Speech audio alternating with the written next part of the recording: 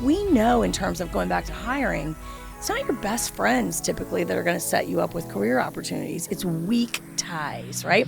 So going to networking things will not only help you flex your curiosity muscle, it will help you practice putting yourself out there and giving that elevator pitch of who you are. And then it will give you the opportunity to actually connect to people who might be able to create those weak ties. And I just thought, what an enormous opportunity missed. Older people want to help younger people get ahead. It's our turn to pay back, right? Mm-hmm. People helped us. Let older people network with you and talk to you. They want to.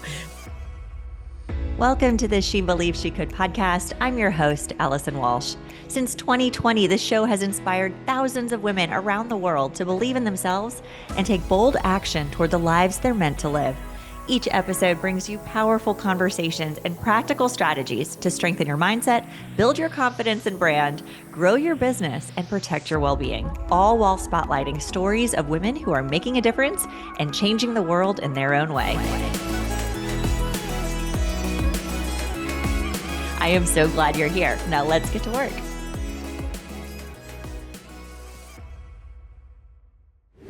Welcome back to the She Believed She Could podcast, where we celebrate women who are breaking barriers, building legacies, and leading with purpose. Today's guest is a powerhouse of a visionary, strategist, and impact maker, Betsy Gardner. Betsy is a dynamic and visionary CEO whose leadership journey has spanned startups, Fortune 100 companies, and transformative community organizations. From the innovative energy of London to the vibrant business landscape of Florida, her career has been defined by growth, excellence, and purpose-driven leadership.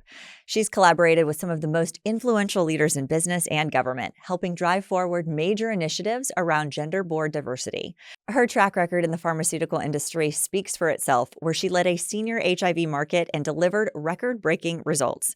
Now, as president and CEO of the Winter Park Chamber of Commerce, Betsy has elevated the organization to extraordinary new heights, earning the Chamber Innovation Grand Prize for North America, a top 3 National Chamber of the Year recognition in its centennial year, and driving over 26% top-line growth in just her first 2 years. She's also deeply passionate about empowering others, having authored Relaunch, Career Reentry for Professional Women to help talented women reignite their careers and re-enter the workforce with confidence. A proud University of Florida alumna and Hall of Fame inductee, Betsy's leadership continues to ripple across her community, serving on multiple boards, championing prosperity, and inspiring the next generation of change makers. She's been honored as one of Orlando's Women of the Year, Women Who Mean Business, and one of Winter Park's most influential leaders. And after hearing her story, you'll understand exactly why. So let's dive in. Here's my conversation with the incredible Betsy Gardner. Well, Betsy, I'm thrilled to have you on the show today. Would you mind sharing a little bit more about yourself with our audience? Yeah, first of all, thanks for having me. I've really enjoyed watching your journey of helping people realize their goals and visions for their lives, and it's a privilege to be here. So thank you so much for having me. I think the short answer about my journey is one of global citizenship. I was born in Boston and spent my early childhood in the Northeast, and then my family moved here in 1980 when I was 10 years old, giving everybody a lot of math to do right now on my age. But made Central Florida my home from that time. But I've been very privileged to live abroad. I've done 2 tours in England, one for part of my education, and one living in London, where I built 2 companies and really enjoyed having the opportunity to raise my children abroad and give them that experience as well. And then I repatriated in 2014 back to the Central Florida region, where I've split my time between the 2 places and really enjoyed having a sense of the world. It is kind of my home, but I'm always a kind of not born, but certainly bred Central Florida girl. Well, and you've made a massive difference here, and the impact that you make on so many people's lives is just so profound. And I've loved watching your journey unfold too, and had the honor and privilege of moderating a panel at the Orlando Women's Conference that you were on, which you in action is just so much fun to watch. And so I'm excited. That's so nice. Oh my Thank gosh. you. Yes, it was so good. But also just witnessing and learning more about just your business background and the companies that you've been involved with, how you started scaled and just done so many cool things that I'm really excited about our listeners learning more about today. So could we talk a little bit more about that before we jump into what's next? Yeah, when I finished college at University of Florida, which is Go something Gators. we share, I really wanted to make a difference in the world. And I thought that was through working in a nonprofit. And my mother, who was an elected official for 30 years in Orange County here in Orlando, was pretty bossy. My late mother, so I can say that now. But she said, you're not doing that. You have to go work for a blue chip Fortune whatever company first, and then you can go work for a nonprofit. And she really took the wind out of my sails because I was like, that's not how you change the world. And so I went to work for Merck & Company, and I was able to actually do world-changing things there. And that was one of the first experiences I had at layering commerciality and impact. And I think that's really the story of my career, is using commercial solutions to drive significant impacts, culturally, socially, and it's been a big privilege. You know, when I worked at Merck & Company, I majored in history, so I never intended to go into marketing or biotech. And through a series of promotions and consequences, I ended up launching transformational biotechnology for HIV care. And we discovered early on that one of our biggest market potential opportunities was the Florida prison system. And so we were able to deliver care to over 7,000 HIV positive inmates in the Florida prison system. And that was kind of a controversial thing, obviously, back in the 90s. But it was really an interesting business case because preemptively treating people with HIV and managing their long-term disease lowered the cost burden for the Florida taxpayer, enhanced public health outcomes for this big group setting, and then enabled inmates to feel better and not have so many costs associated with, ICU stays and things like that.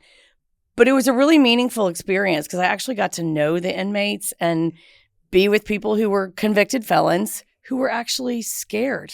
They were really scared of their diagnosis, and they were really terrified of what was going to happen to them. And these are people on the streets you might be afraid of, but they were just people with usual fears and concerns like the rest of us have. And so in the end, I got to do both, and that has been really what I've wanted my career to be about. I learned being a waitress in college that I could sell things, and I know that early on in my career, I was really embarrassed to be good at sales. I thought, isn't there something more glamorous out there that I could be good at, like Russian literature PhD or something like that? And I was always embarrassed of it. And then in my 40s, I really embraced sales as an influence vehicle, and that it was an influence vehicle that I trained on then teaching other people how to sell themselves when I built a program to help incredibly accomplished, talented stay-at-home moms how to brand and package themselves so they could return to the workforce and close their own confidence gaps to help people see the talent that they had instead of living in the confidence gap that kept them from even trying. So I've made peace with that part, and I think sales is my superpower, and I'm okay with that now. It took me a really long time to get there, though. No, and I appreciate everything that you just shared, too, and so many different areas.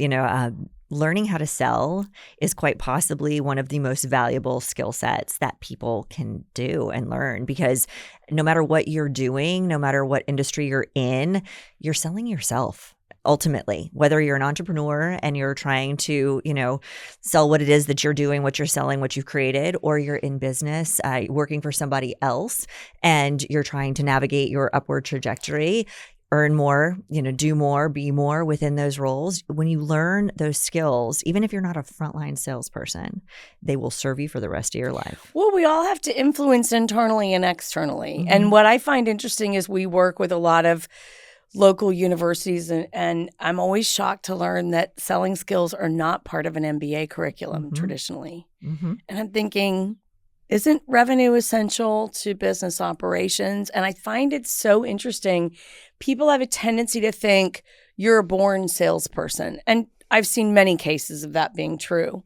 But there are skills that people can practice and hone, like curiosity, to make them better at that, right? So if we approach a selling process through a shared value proposition where I'm going to provide something valuable to you and you're going to love it, and we're going to build this relationship around a problem set that you have that I can provide a solution for, then you're going to keep coming back, and I don't have to sell you. I don't have to market to you. I don't have to do any of that because we started with your problem and our relationship. And then we use curiosity to understand what that problem is. So many people, and we all get those annoying phone calls. I got one yesterday. Hey, how are you? I was like, really busy. So, I don't want to say that, but it's true. And I said, how can I help you? Well, you filled out a form online for a financial advisor. And I thought, are you out of your mind?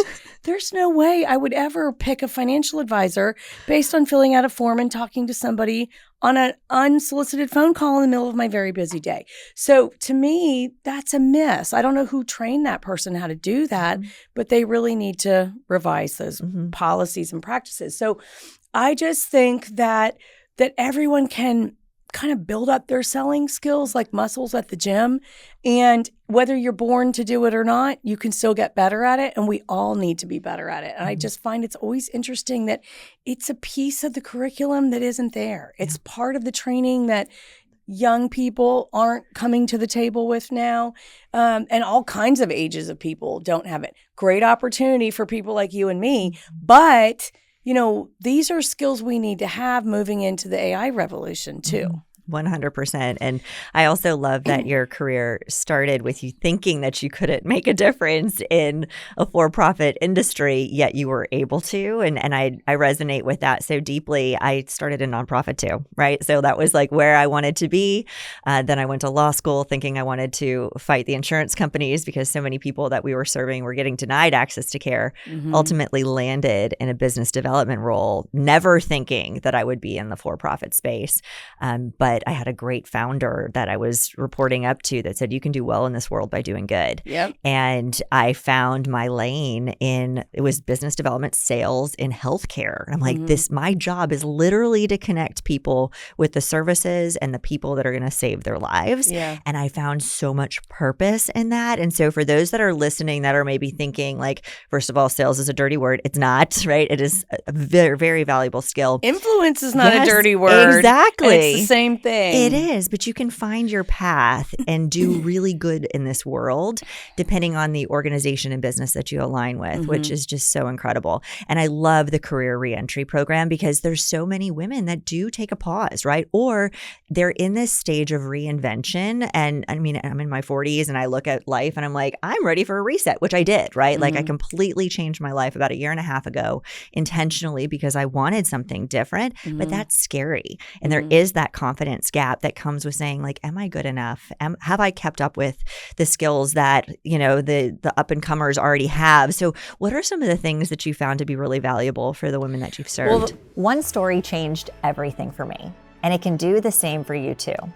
I started by sharing my recovery story in small rooms, volunteering, and helping wherever I could. That story became my platform, led to leadership roles, media features, and eventually me starting She Believes She Could. What I realized is this: your personal brand is the bridge between who you are and who you can help. When you show up with purpose, your story becomes someone else's survival guide or their inspiration to keep going. The Impact Brand Accelerator is where I teach you how to turn your identity, message, and audience into impact. So if you're ready to build a service-driven brand that opens doors and expands your impact, enroll now. I'll tell you what's interesting is that the up-and-comers usually don't have the skills that my stay-at-home moms have. So what's missing in a lot of skill sets, and we know this is true, the World Economic Forum just identified a deficit of soft skills is what they call a deficit of power skills. And so these soft skills are the ones that are causing oopsies in a lot of business relationships and experiences. And there's an over-reliance. I just heard a major, probably one of Central Florida's biggest employers, shared with me from their HR team that they're doing Zoom initial screening interviews and people are reading AI-driven responses to their interview questions, and they can see them, their eyes going to the side of the screen to read the response, to give that response to an interview question. I'm thinking, where's the critical thinking? Where's the judgment? You just showed people that you're willing to plagiarize in your first instance with them. And so how can they even possibly move you forward? And I said, what do you all do in that instance? They said, we stop the interview. So we've got people who are so dependent on their phones, helping them think. That accessory brain, trust me, I love it. I use it all the time. But we also have to sharpen our own critical thinking and judgment skills. And so women who've been home with kids have had to do the kinds of things that you need to do in the rough stuff in business. And a great example is a woman who had spent her career in IT. And I think she'd been out of the workforce about 5 years with small children. And she wanted to go back and to work for a major hospital system. And she's like, but I mean, it's IT and I've been out for 5 years. I said, okay, let's break this down. First of all, there's so many system upgrades and software upgrades that everyone who works in IT has got to be trained all the time. So if you miss that version, who cares? You've got to be updated to version 5 or 6 or wherever we are. But more importantly, how many of us have had an experience with a software upgrade or an application or some kind of technological upgrade with someone who just couldn't communicate with us, who made the whole experience almost toxic? And I've had those experiences as a purchaser of those things, and I've had those experiences as a user of those products and services. And so we coached her to say, I've been home with kids going over their multiplication tables 600 times. I've been home with kids drilling on spelling words and sentence diagramming and the most rote, repetitive stuff where, guess what? Unlike in work, which has a lot of fail-safes and collateral systems, and we can do performance improvement plans, and we can actually terminate someone if we don't like their performance, as a mom, you don't have those tools. You actually have to make it work. So these women have been using resources wisely, juggling multiple schedules and calendars. They're in a must-win situation with their kids who may or may not be performing academically to plan.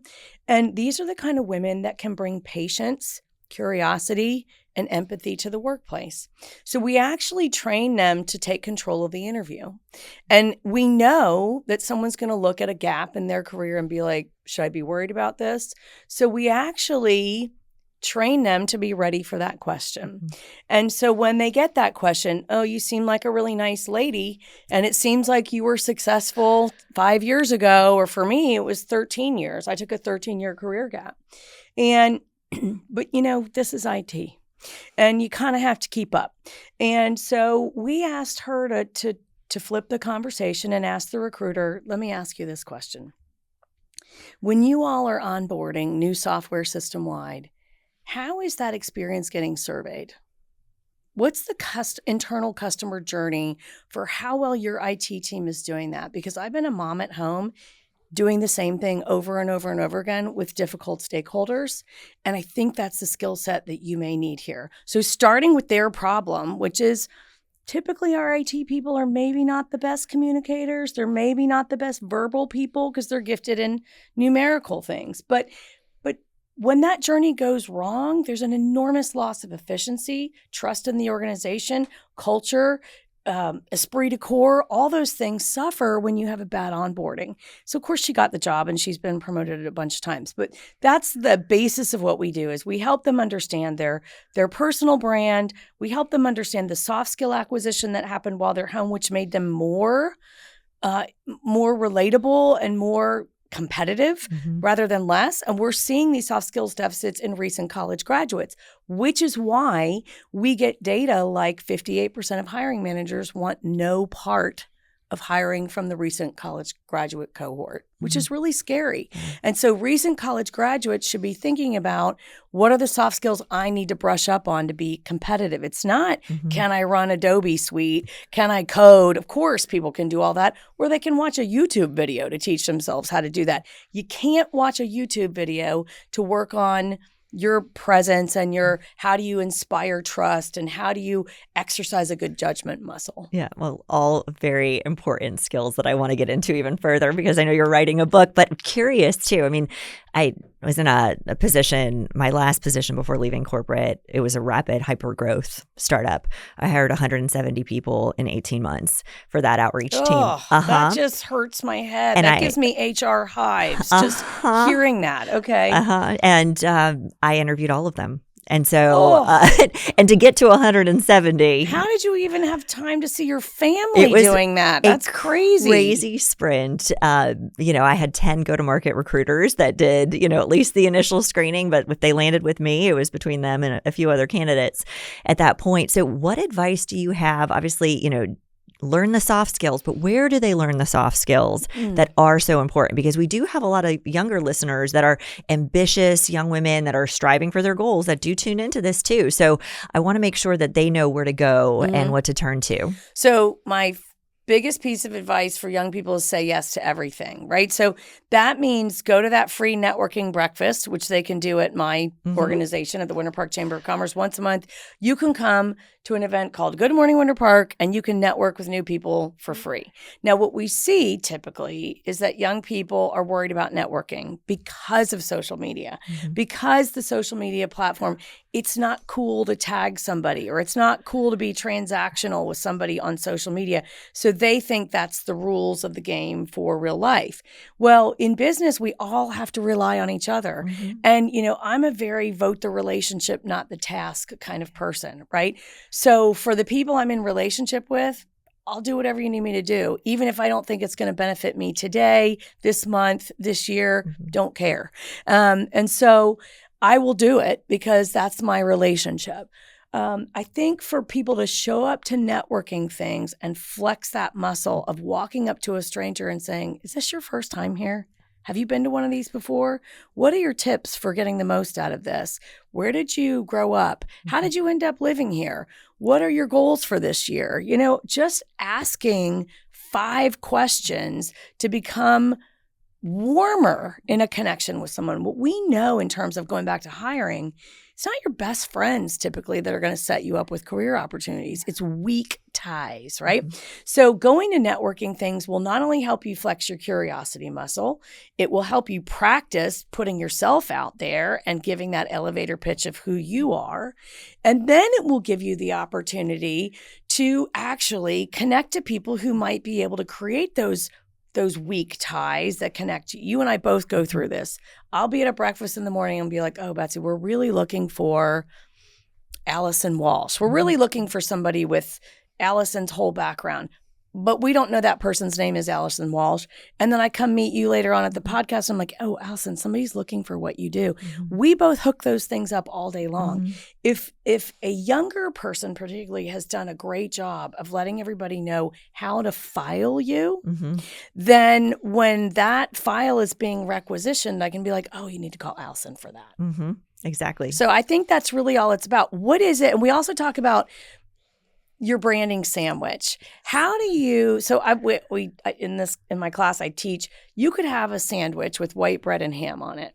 That's a ham sandwich. Or you could create a baguette sandwich with prosciutto, garlic aioli, or maybe you want to put some fig jam and brie on there with some arugula. Those are both ham sandwiches.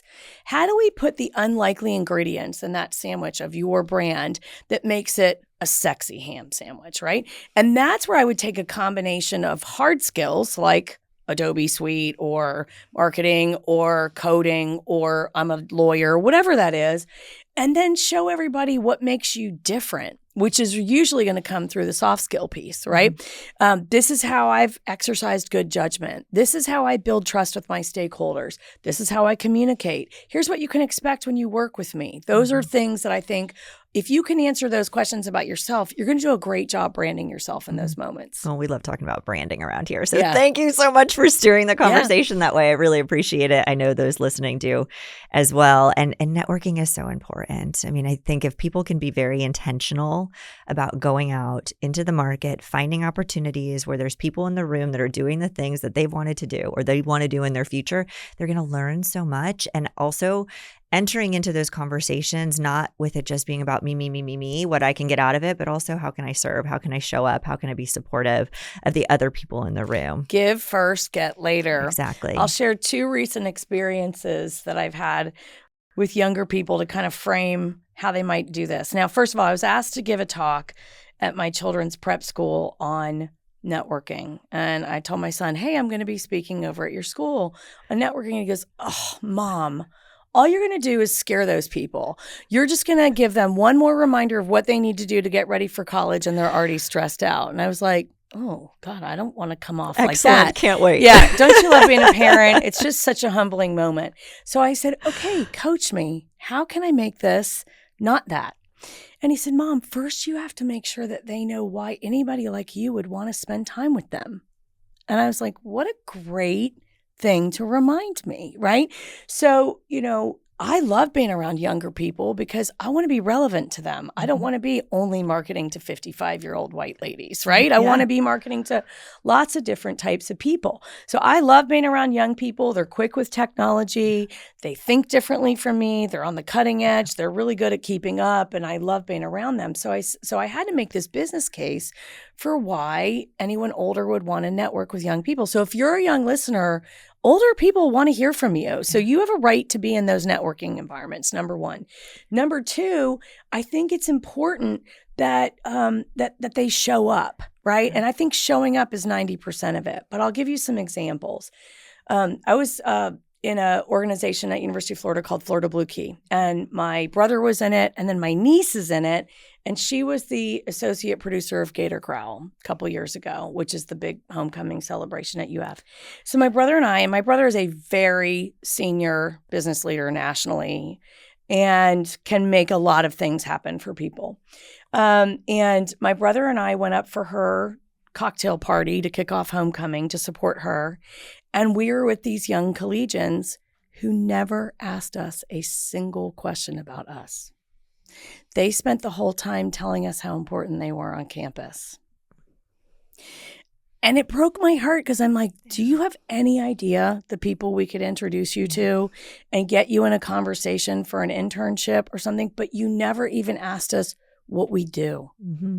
So we spent an hour at this cocktail party, and my brother and I left exhausted because every one of these collegians, one after the other, just talked about themselves. And so that was example one. Example two is I did a career fair for a local university that will remain nameless. And they had a kind of a fair where their students presented a project, and they brought in community leaders to go through and interview them on the project. So our job as evaluators was to move ourselves from one candidate to the next. So I finished my first interview. I went to the second person. I said, hi, I'd love to hear about your project. He goes, oh, I've already gone. Uh-oh. And I was like, oh my gosh, I would never hire you. None of my friends would ever hire you for the lack of sense of urgency, for the lack of not seizing an opportunity, for the lack of not being curious, and for the extremely profound presence of being transactional. Mm-hmm. So none of those things would work in my world, right? And I just thought, what an enormous opportunity missed. Older people want to help younger people get ahead. Yeah. It's our turn to pay back, right? Mm-hmm. People helped us, and it's our turn to pay back. So if you're young and listening to this, let older people network with you and talk to you. They want to. But that whole social media thing of you can't tag people and you can't ask for stuff, I'm like, that doesn't apply IRL, y'all. So, well, I love that too. I mean, I find so much fulfillment and joy for being when I am able to help the next generation. And I mean, we've had a lot of lessons learned the hard way. We have a lot of experience. There's a lot of value. And I like being that fast forward button and for it's people. Our duty. It is. If you've been successful, it's your duty. Absolutely. Yeah. Absolutely. Well, two other areas I want to dig into before we wrap up today. First of all, you started a podcast. So I'm curious behind where did that desire come from? What are you loving about the experience? Because we have a lot of people that listen that either have podcasts or it's something that's on their heart to pursue, especially as those that are really ambitious around building their brand. So curious as to the podcast. I was not ambitious about building my brand when I launched a podcast. I hate to say this, and it's only through our partners and my amazing staff that we've achieved any of the stuff that we've done. I'm just a talking head. So So the interesting thing is for years, my team had wanted me to start a podcast. And I was like, oh, God, no. The tech package you have to buy for that and all the stuff you have to do and you have to feed that beast. And what would I even say? And, what would I do? I don't even know. So my team finally, actually, it was because of you. Oh. We went to the Orlando Women's Conference and you were the keynote and then you had a podcast. And I was like, oh, but Allison's a former Miss Florida and she can do all this. And I'm like, that's not what I'm like. And so I found out about your partner, who's our partner now, Hi Hello Labs. And I said to my team, just go down there and figure out how much brain damage it is. I'll just tell you how open to the idea I was. So they went down there and they're like, no brain damage and it's affordable and we can make it work. And it just goes back to don't write the script on something that isn't your lane. Go get a great partner to help you do that, right? And I just shout out Carlos and Carolina at Hi Hello Labs all the time because they've helped us supersize what we want to do. Well, we actually were playing defense when we launched that podcast. We had some brand equity work that we needed to do because we had launched a political committee the year before. When you do that, you polarize and there's people that aren't in love with you. So we built the podcast strictly as a defensive posture to regain some brand equity after that experience. And mine, by the way. And so we're like, we'll just put one of these out a month. And if 40 people watch it, great. We'll be so happy if, people just know that we're doing this. We had the smallest possible goals and ambition for this. Like, you're probably be like, what's wrong with you? But then, our first episode came out and Carlos came to me and said, that was a really strong launch. And I was like, what do you mean? And I thought, okay. And then it's almost like every time Carlos checks in with us, I'm like, what are you talking about? And so we made the decision to move to weekly distribution a couple months ago. And that was based on the fact that when we were distributing, we'd have this huge surge and then we'd drop back down in terms of viewership. And Carlos is like, if you do this more often, it'll perform better. And even before we hit weekly distribution, we charted in the top 10% of Apple podcasts globally for all types of podcasts. And Carlos texted me that. I had to show my team. I'm like, does this say what I think it says? Because I don't even understand how that could be the case. And the weird part is the demos on our viewers on YouTube are like 73% men under 50. And as I've said over and over again, it's because I'm so hot, right? So I'm just like, this is just bewildering to me. So we're creating more and more content intentionally for young men. And so it's been a really fun journey because I love dealing with perspectives that are different from mine. And we do have a lot of women that watch as well and follow as well. So shout out to all of them. But it's a completely different demographic than I would have ever thought. And the other thing is, I think 58% of the people who watch our show watch it on a TV. And I'm like, how is this even happening? YouTube, super popular now. I should come on your show and say like, oh, Allison, I had a whole plan for this. No, I love the fact that you did it. And it's I believed in my team, but I didn't believe that I could have that kind of presence as a flagship of what we're doing. And it takes an awful lot of people, as you know, to pull something like that off. So it's definitely, I've been the weak link. Let me just say that. I've definitely been the weak link. But I love that you trusted the process. You found a team to surround you. Yeah. Partners. Yes. Don't invent the wheel. No, it is so refreshing to be able to have trust in the people that you've surrounded yourself with. And, I also love the fact that you leaned into the data and that you're learning and you're growing and you're doing the thing. And yes, YouTube is the place to be. And we're doing so much right now in that space and looking at trends and what to be mindful of and how to make sure that everything is really done intentionally now that, we're 5 years in and we didn't really do the video podcasting thing until this past year. We were just strictly audio for 4 years.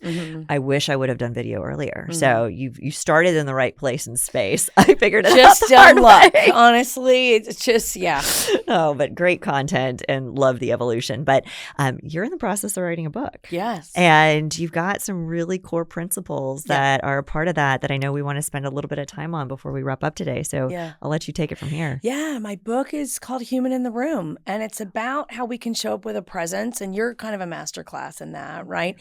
How can we cultivate a presence to help people trust us more and rely on us more and make ourselves more indispensable? We hear these boogeyman headlines right now, like, 50% of jobs will be replaced by AI by 2030. Well, all we're learning about AI is that it needs a chaperone, right? It needs somebody who can catch its hallucinations and give it the right prompts to get the right outputs. It's an amazing and powerful tool in the hands of someone like me who needs to write influence papers all the time.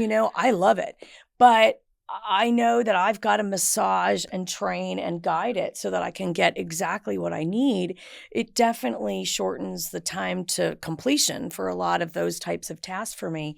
But, what we need are people who've got good judgment. I have an MBA student that worked for me that was an intern with me. And on her first day, she showed up with long, wet hair in my office. And I thought, I wonder what the process was that made you think that was okay.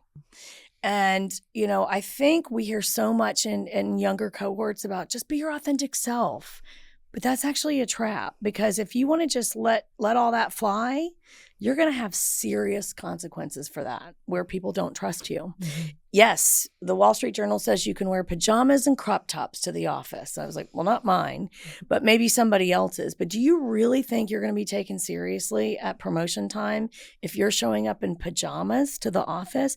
And more importantly, and we know that individualism is the most important thing, but we also know that you've got to pay for a mortgage one day and put your kids through college and pay for your health care and your retirement. How are you planning to do that on a salary level where you can wear pajamas to work? Mm-hmm. That's your choice, but there's an algebra of choice where the equation has to balance. And so we're really focused on helping people sit down and think, I changed the way I dress today because I'm on your show. I'm wearing something different from what I'd wear on mine. And you look fabulous. Right. Well, thank you. It was a very big pressure moment because Allison's so glossy and polished. And I'm like, oh, geez. But, it's important to read the room. Who is your stakeholder? Who's your audience? Who's going to be with you on that? How do you not look out of sync in that kind of situation? So, it's really about situational awareness. Mm-hmm. It's about flexing those muscles of who are my stakeholders? How do I measure who they are? And then it's about what is the art of good judgment here? How do I get better at good judgment? Some of it is showing up and taking the reps. Mm-hmm.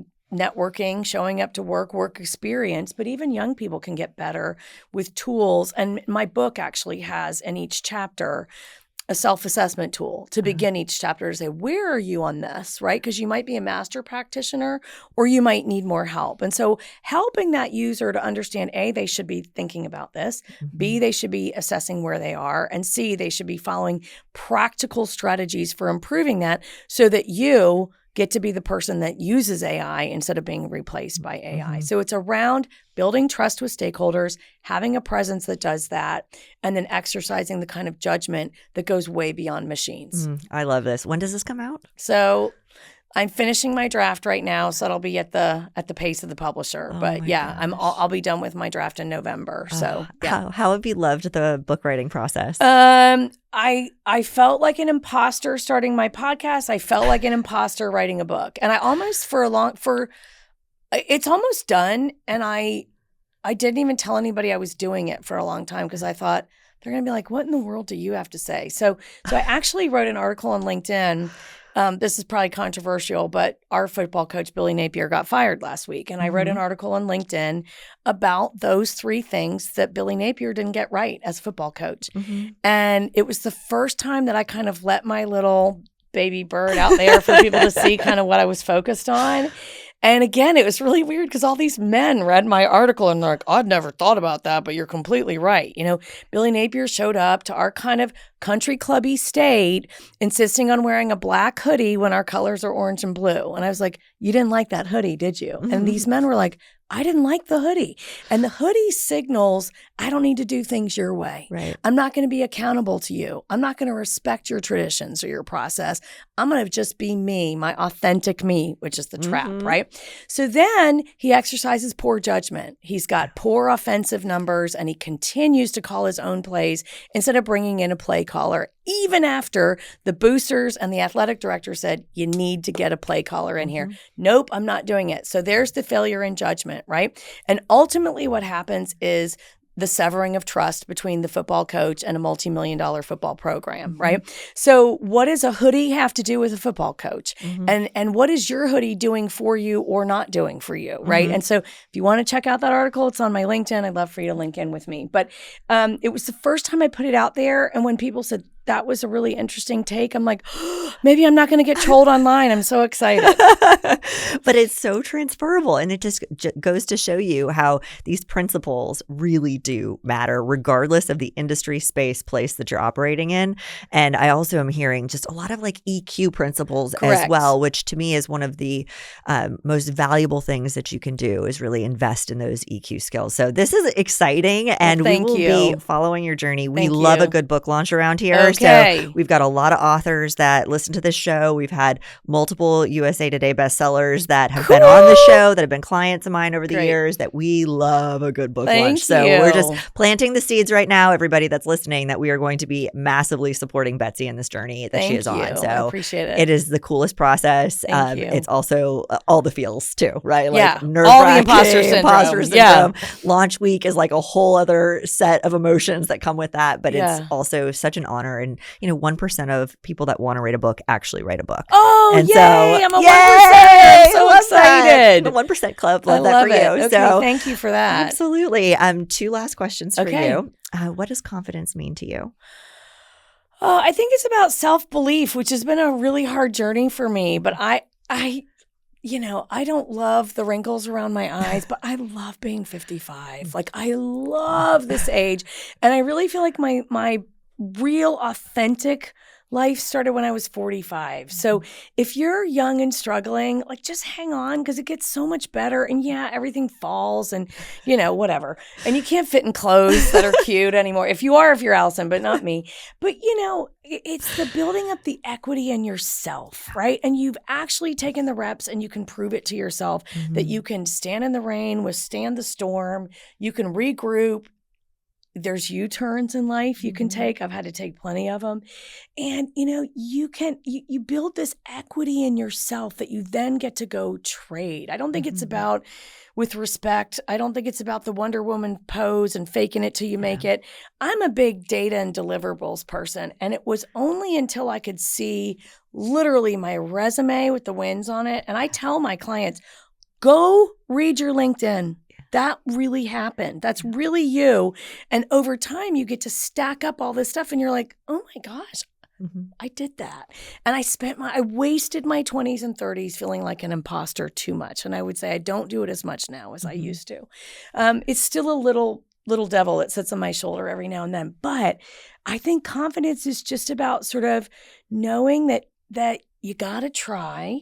And even if you fail, that's going to be a learning, right? Yeah. It's liberating when you shift your mindset to that. Yeah. Because you're looking for the lesson in it versus like just the victory cup, which is so easy to get attached to just the win, especially when you're younger and you're watching other people winning around you. I love a win, though. I do love winning. Frank. Oh, yes. I absolutely. Love a win. But I've learned that maybe like falling on my face along the way will make me closer to winning. Absolutely. So, well, and I also live and die by the mentality of the people that are winning have probably failed more than the people that haven't even tried, right? Like it's okay to lose every once in a while as long as you learn from it. Well, I know the story of, the VC funds in Silicon Valley won't invest in you unless you've already had 2 failed startups because you learn so much from those moments. So, absolutely. Absolutely. And then last question, our audience loves to be inspired. Okay. So who do you look to for inspiration? Either authors, podcasters, other individuals of influence? Okay. So this is not like an inspirational person. I think he's kind of a curmudgeonly guy,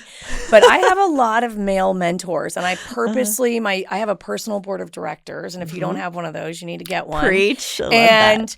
I have a lot of men on that, and I do that intentionally because I am a woman, and I want to make sure that I've had in my ear coaching that helps me cover off both genders, right? And so my curmudgeon is Scott Galloway, and I just love him because he focuses on.